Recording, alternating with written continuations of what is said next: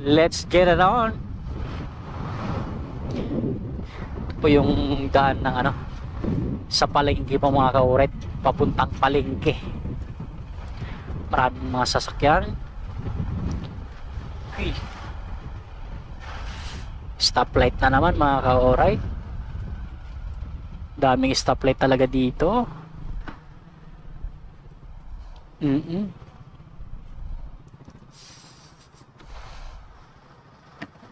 Casey with R15.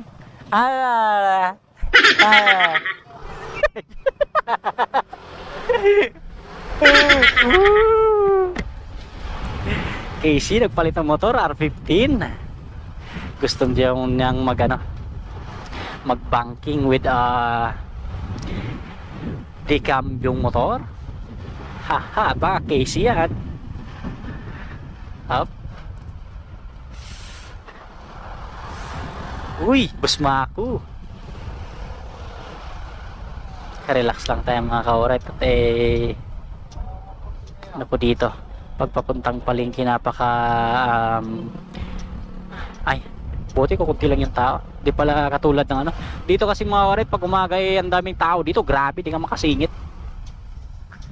Buti ngayon maluwag pala dito, pwedeng dumaan. Pag umaga pa, tingin ko pag umaga di ka pwedeng makadaan dito sa dami ng tao eh. Ano yan? Dito?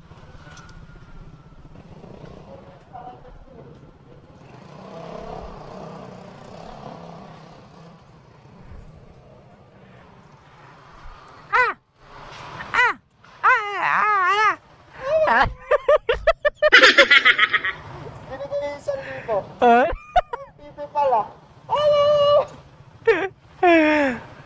Sabi na. Adyan na ba? Hindi nga. Yung motor, ate, dyan iwan. Tayo natin, magkano yan eh. Binabaklas ko na yan eh. Hindi ka usapin mo kunyari, pipi ka.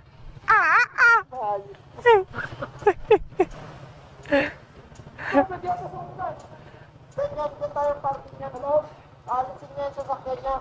Magtitinda lang yan dyan eh. Mag-aalis niya, pwede na tayo mag-park. Wala nagpa-park yan? Ay, baba muna natin. Sige. Tapos babalik lang kami. Baka matumba ka ako. Doon na, may iwan na kayo. Baka matumba ka. Doon sa taas. Magpapabalik. Ayaw nga pala. Pinatutok, may iwan muna kayo doon sa taas. Yun lang wala. Ay, yung yelo. Hindi na lang. Ay. Hindi na, motor. Two guys. Ice box. Andito. Ayaw. Ah? Ay, ito pala sa akin ka. So, 200 lang kung ice box. Oh? Offset, 5 liters. Cusco? Go, copy. Oo.